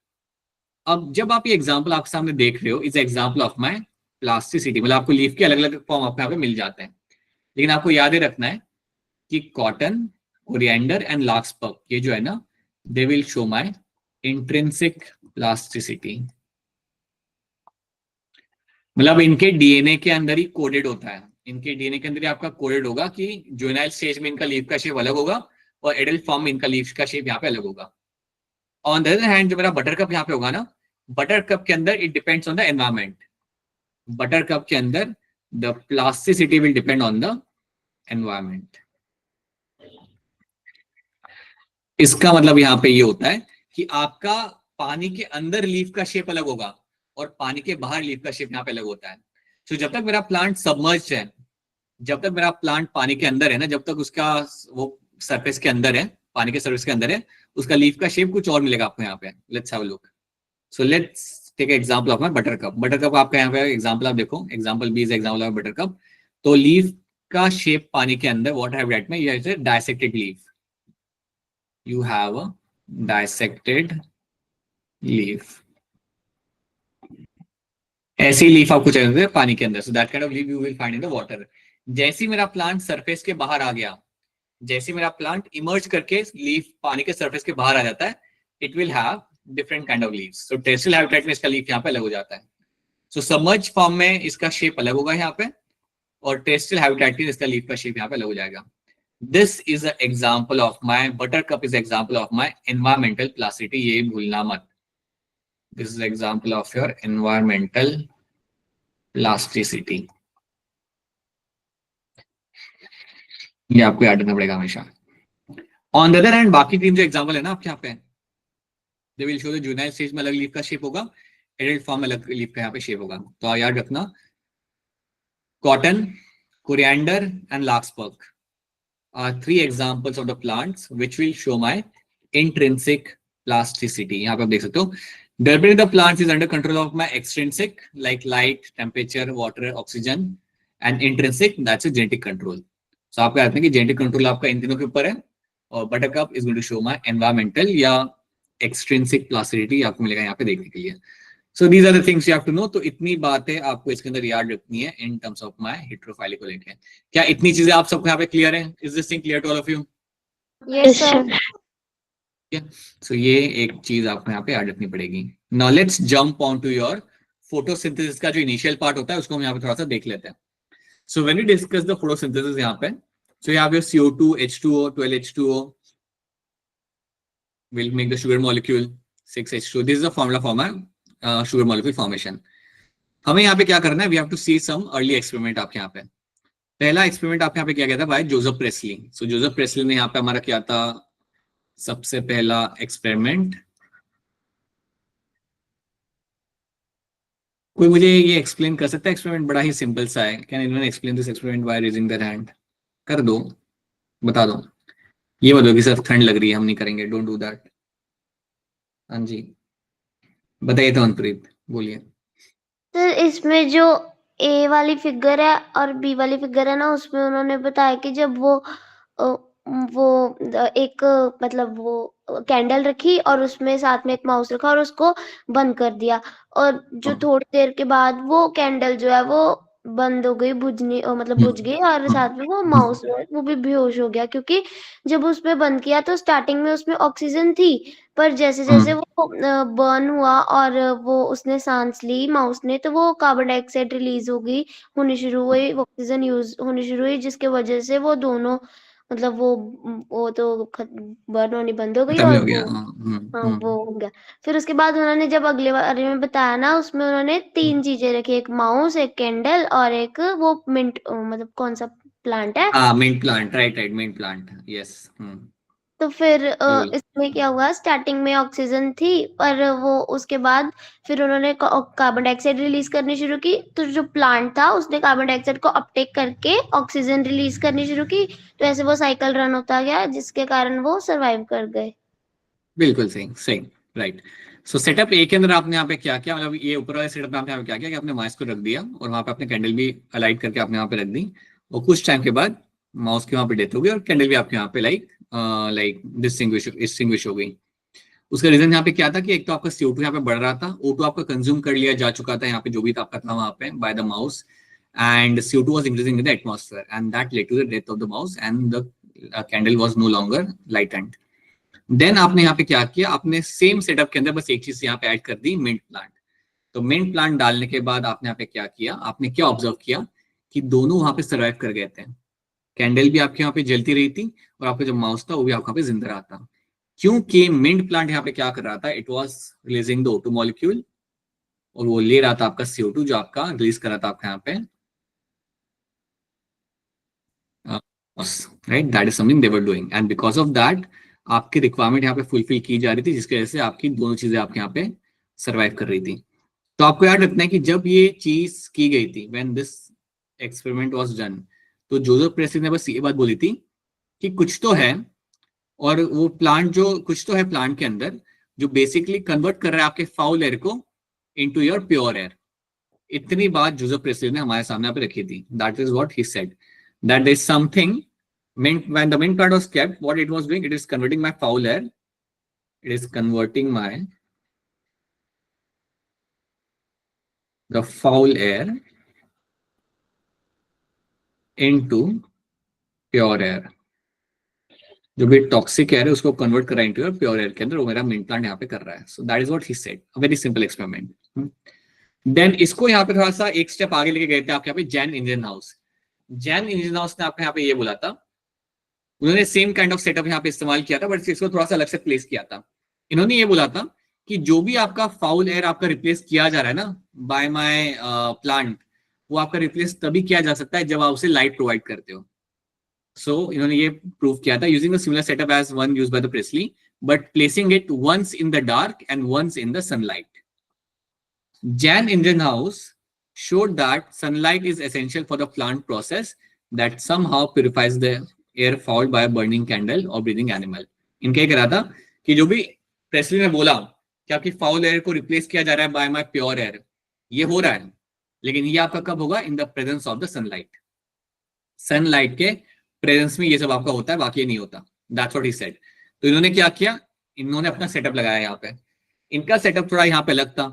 इन्होंने याद रखना कौन सा प्लांट इस्तेमाल किया था. He use the plant that was my hydrilla plant. इन्होंने यहाँ पे यूज किया था आपका यहाँ पे hydrilla plant. Is aquatic plant. इन्होंने यहाँ पे इसे रख दिया था. और आप ये मानो दिस माय सेटअप ए. और इस सेटअप ए को इन्होंने रख दिया यहाँ पे सनलाइट के अंदर. जब उन्हें सेटअप ए को सनलाइट में रखा तो उन्होंने क्या ऑब्जर्व किया, बबल फॉर्मेशन आपको यहाँ पे होते हुए मिल गया था. He was able to see the bubble formation. तो यहाँ पे आपको बबल फॉर्मेशन होते हुए आपको यहाँ पे दिख गया था. The bubble formation was seen over there. जब आपने सनलाइट में रखा था तो क्या हुआ था, हाइड्रिला प्लांट करेगा अपना फोटोसिंथेसिस. जब भी करेगा आपका photosynthesis, what will happen, bubble formation was scene happening over here. Bubble formation was scene. जब बबल फॉर्मेशन आपके यहाँ पे हो रहा था, so that was a indicator कि सनलाइट के प्रेजेंस में आपको वहां पे एयर रिलीज किया जाता है. सो बेसिकली सनलाइट के प्रेजेंस में आपके यहाँ पे किया जाएगा आपके यहाँ पे फोटोसिंथेसिस. अब आपने लिया सेम सेटअप को आपने रख दिया डार्क के अंदर. The same setup was kept in the अंधेरे में, डार्क कंडीशन के अंदर. तो उन्होंने क्या ऑब्जर्व किया, there was no bubble formation was observed. कोई बबल फॉर्मेशन आपका यहाँ पे आपको देखने के लिए नहीं मिला. There was no bubble formation which was seen over there. तो ये बात आपको यहाँ पे, this is something was seen by my Jan Ingenhousz. तो याद रखना उन्होंने ये बताया था कि सनलाइट के प्रेजेंस में आपका ये आपका ऑक्सीजन रिलीज आपके यहाँ पे होता है, या आपका एयर का रिलीज आपका सिर्फ होता है under presence of the sunlight. And we know that only in the presence of sunlight only will find the oxygen is getting release over there. ठीक है. सो वैसे ही बता दो अनम्यूट करके क्या होगा इसका आंसर यहाँ पे. Joseph Presley. Correct. Now next scientist हमारे जो यहाँ पे थे दैट्स जॉन वैन शैस. इन्होंने यहाँ पे क्या किया था, इन्होंने ये एविडेंस दिया था कि प्लांट्स बनाते अपना खाना एंड दैट खाना is my glucose molecule. So he gave some evidences to for production of a glucose when plants grow. इन्होंने बोला कि प्लांट्स बेसिकली अपना खाना बनाते हैं, दैट्स अ ग्लूकोज मॉलिक्यूल. और ये बनाया जाता है आपके क्लोरोप्लास्ट के अंदर. That is what he said. तो जूलियस वॉन शैस ने यही बोला था कि प्लांट्स अपना खाना बनाते हैं, that is a sugar molecule and that sugar is stored inside the chloroplast. So glucose is usually stored as a starch. His later studies showed that the green substance in the plants, chlorophyll, as we all know it now, is located in the special bodies later called by chloroplast within the plants. So chloroplast के अंदर आपका starch formation किया जाता है. ये simple सी बात याद रखना बोली गई थी में जूलियस वॉन शैस ने बोली थी. इनका कॉन्ट्रीब्यूशन इतना ही था.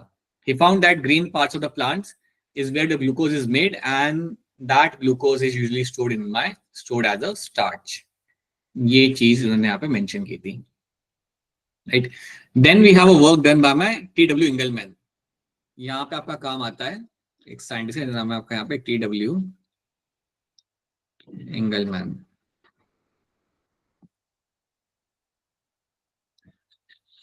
टी.डब्ल्यू. इंगलमैन ने यहाँ पे क्या बोला था, तो पहले आप याद रखना कि टी.डब्ल्यू. इंगलमैन ने इस्तेमाल क्या किया था यहाँ पे. He actually used two things. एक उन्होंने इस्तेमाल किया था यहाँ पे आपका एक ग्रीन एल्गे जिसका नाम था क्लैडोफोरा, और इनके पास था एक नहीं बहुत सारे एरोबिक बैक्टीरिया.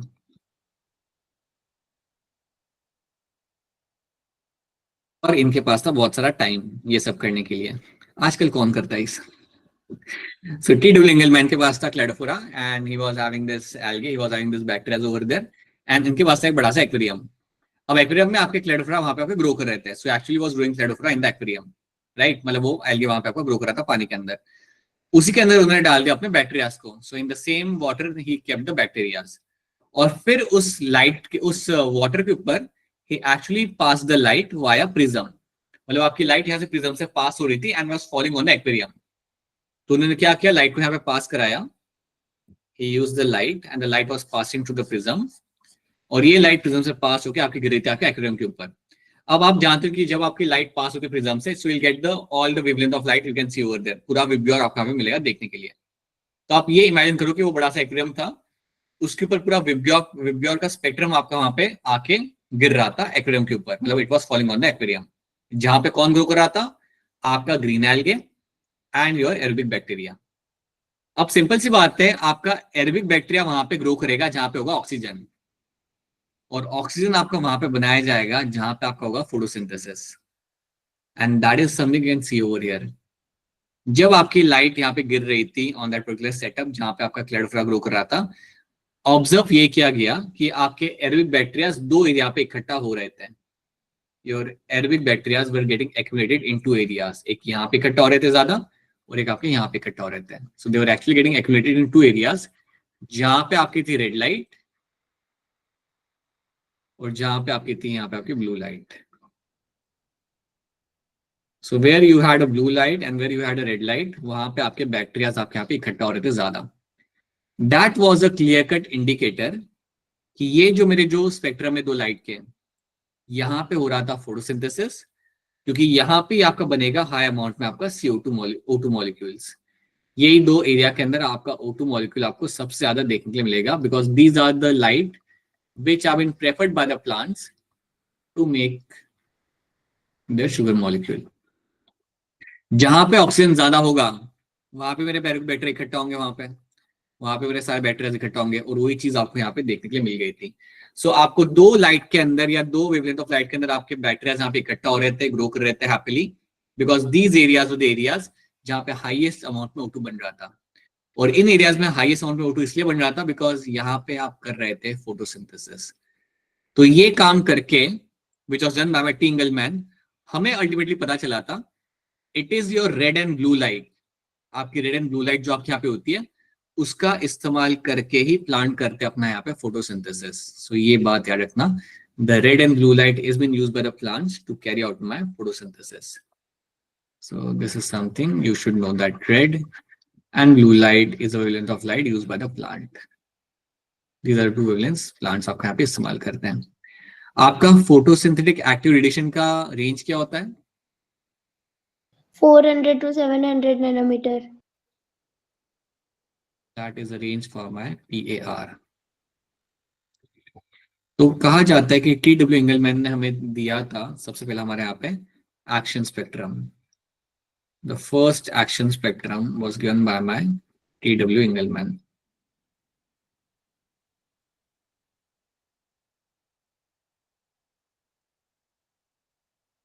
Okay.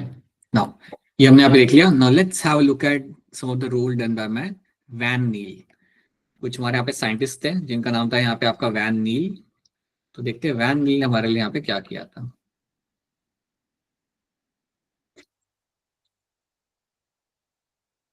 वैन नील का काम थोड़ा सा लगता, सो यार था van Niel was basically a microbiologist, जो आप में से कोई भी बनना नहीं चाहता। लेट्स सी इनका यहाँ पे काम क्या था। सो वैन नील ने क्या बोला, that you have this photosynthesis करने के लिए what you do basically you use your CO2, you use your water, what you get ultimately C6H12O6 sugar molecule, plus you also find a molecule of oxygen is getting released. Van Niel को ये पता करना था कि आपको oxygen आ कहाँ से रहा है। उनको ये आइडिया लगाना था कि यार बेसिकली ऑक्सीजन आपका आता कहाँ से है, H2O से आता है, CO2 से आता है। That is something he was trying to figure out. ठीक है, आपको यहाँ पे याद रखना है कि वैन नील जो अपना यहाँ पे काम कर रहे थे, when he was working on this, like when he decided कि उसे पता करना है कि मेरा ऑक्सीजन कहाँ से रहा है, तो उसका एक काफी स्ट्रॉन्ग लॉजिक था। उसका लॉजिक ये था that in photosynthesis you need proton donors to reduce, और I would say you need H+ ions, इसको ऐसे लिखते हैं, you need H+ ions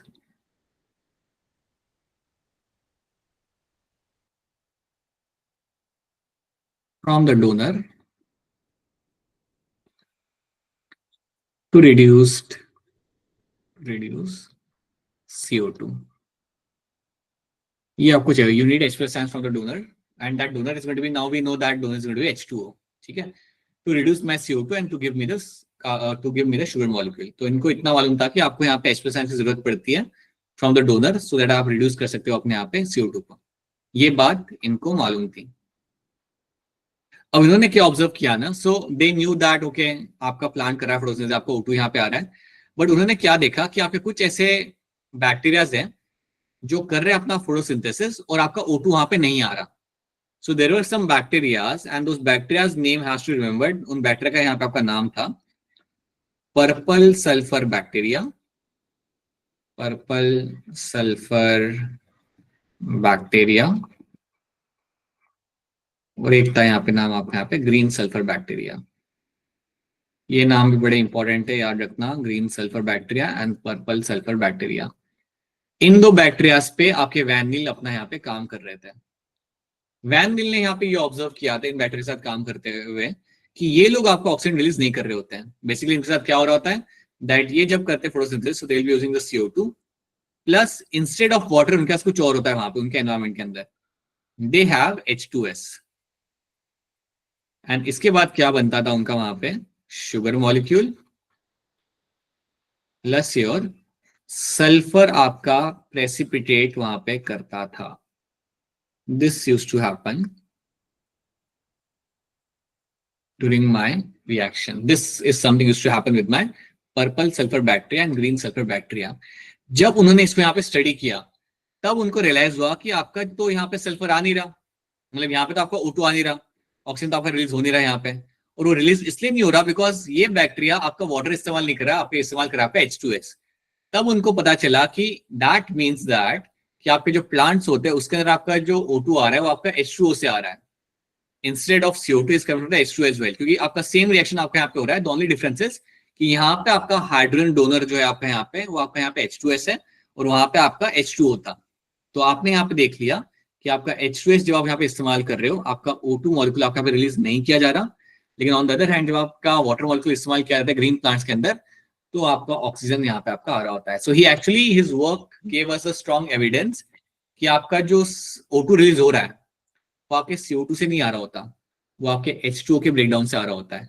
और ये प्रूफ करने के लिए याद रखना इन्होंने यहाँ पे इस्तेमाल किया था आपके पर्पल सल्फर बैक्टीरिया और ग्रीन सल्फर बैक्टीरिया. और ये बैक्टीरिया कभी भी आपका ऑक्सीजन रिलीज नहीं करते हैं. क्यों नहीं करते? क्योंकि वो यूज करते हैं H2S as a donor, not your water molecules. तो ये चीज आपको यहाँ पे याद रखनी है. This is something van Niel did. बाद में आपने क्या कहता अपने रेडियो एक्टिव आइसोटोप्स बना के आपने इस चीज को प्रूव भी कर दिया था कि आपका ऑक्सीजन आपका बेसिकली आ रहा है आपका H2O से, बट मेन काम आपका वैन नील ने आपका करके दिया था. So this is one thing you have to know in terms of the van Niel, right. तो एक काम करो, this is what he has mention, इसको एक बार यहाँ पे देख लो. In green plants H2O is a hydrogen donor and oxidized to O2. Some organisms do not release O2 during the photosynthesis. That is why green sulfur and purple sulfur bacteria. When H2S instead of hydrogen is the hydrogen donor for purple and green sulfur bacteria, the oxidation product is a sulfur or sulfate, depending on the organism and not O2. तो ये बात उनके काम से हमें पता चल गई थी. Hence, it was inferred that O2 evolved by green plants comes from H2O and not from my CO2. ये बात हमें वैन नील ने बता के दी थी जो भी हम यहाँ पे पढ़ रहे हैं. So this is one thing you have to know, right? So यहाँ तक this is where all the experiments we have done यहाँ पे. अब एक सवाल का यहाँ पे आंसर कर दो and then I can let you go. एक दो सवाल का आंसर कर दो यहाँ पे. Raise your hand to answer this. Anshika, Anshu बताइए. Sir, option D. Option D आप क्या कर रहे हो? I hope everyone will agree on this. Option D, it is a blue and red light होती है जो आपकी सबसे ज्यादा इस्तेमाल की जाती है बाय माय प्लांट्स. क्लेडोफोरा ने यहाँ पे इस्तेमाल किया था and that bacteria is my called as my Azotobacter. That's a review bacteria. Oxygen इसलिए हैंडल करना, oxygen is not produced during the photosynthesis by. Oxygen इनमें से कौन यहाँ पे प्रोड्यूस नहीं करता? बताइए डिंपल, बोलिए. पिटीशन साइन करो, डिंपल का माइक चालू कराना है. Someone do something. बताइए चेतना, अपना आंसर बताइए. डिंपल क्या बता दीजिएगा, बोलिए. First option. दोनों का ऑप्शन यहाँ पे फर्स्ट आ रहा है, ठीक है. Now I think everyone knows option number 1 is going to be correct answer in this. मेरा सवाल आपसे ये है, नॉस्टॉक क्या है? Raise your hand to tell me that. What is Nostoc actually? बताइए Chetna, what is Nostoc? Blue green algae. Right, it's a blue green algae. Muskan Kaure, मुझे बताओ कि ब्लू ग्रीन एल्गी के अंदर नाइट्रोजन फिक्सेशन कैसे किया जाता है? सर हेट्रोसाइट से. बिल्कुल सही, राइट. ब्लू ग्रीन एल्गी के अंदर मुझे कोई बताए यहाँ पे कि इसमें फोटोसिंथेसिस करने के लिए क्लोरोप्लास्ट होता है नहीं होता? वो सर नहीं होता है। तो कैसे होता है फिर? खाना बनाने की प्रक्रिया कैसे होती है फिर इसके अंदर यहाँ पे? और इसका क्रोमेटोफोर होता है। बहुत सही। दे will have the chromatophores and that will help in my photosynthesis, that's true. ठीक है, मुझे बताइए साइकस कौन से ग्रुप ऑफ प्लांट्स के अंदर आएगा? Sir gymnosperm. Gymnosperm. Okay, now raise your hand to answer this. दूसरा सवाल मेरा यहाँ पे ये है, या हैंड ही रेज कर दो फिर मैं सवाल पूछता हूँ। बी सो कॉन्फिडेंट कि आप ही पूछ लो, हम आंसर कर देंगे। ओहो, alright Chetna, let's start with you. मुझे बताइए आप यहाँ पे साइकस आपका डायशियस होता है मोनोशियस होता है? मोनोशियस। डायशियस होता है वो। मेल प्लांट फीमेल प्लांट आपका अलग हो जाएगा, so that's a dioecious plant. ठीक है, साइकस के रूट्स के अंदर आपको कुछ देखने को मिलता है। सो मुस्कान बताइए साइकस के रूट्स में आपको क्या मिलेगा देखने के लिए?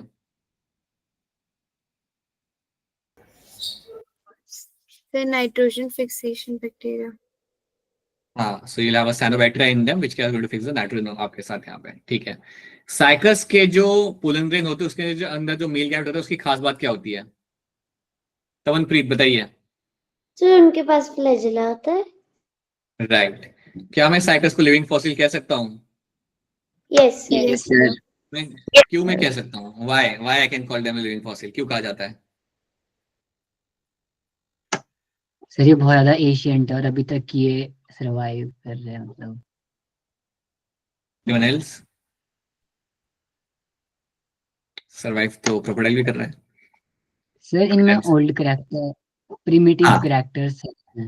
that's true. That's the right answer. They will have some primitive characters, and those characters are the one which makes a difference. ठीक है, that because of them, because they have been preserved for such a long amount of time, that's why we call them as a living fossil. Okay, तो ये हमने यहाँ पे देख लिया। बाकी you can have a look at this question in the end. You can do this question घर पे। Now, अब एक चीज आप यहाँ पे याद रखना, अगला जो अपना क्लास होगा ना, I want to ask you a couple of things. अगले क्लास में we can do few things in terms of your cockroach वाला चैप्टर स्टार्ट कर सकते हैं, that one thing you can do.